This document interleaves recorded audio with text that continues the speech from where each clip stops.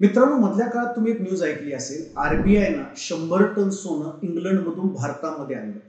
का आणलं असेल हो सोनं भारतामध्ये? तर ह्याची 4 महत्वाची कारण आहेत.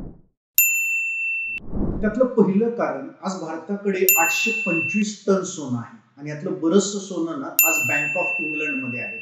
आणि आजच्या घडीमध्ये एका देशामध्ये खूप जास्त सोनं स्टोअर करून ठेवणं ना हे धोकादायक पण आहे.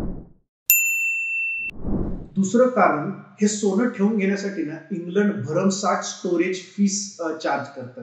ती स्टोरेज फीस पण वाचणार आहे.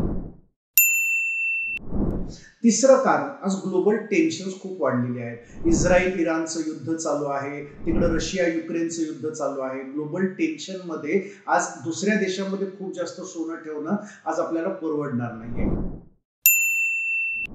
आणि चौथं कारण, आज भारत एवढं सगळं सोनं इंडियामध्ये स्टोअर करू शकतो, ह्याच्यावरनं ना जगाचा इंडियन इकॉनॉमीवरचा कॉन्फिडन्स पण खूप वाढणार आहे.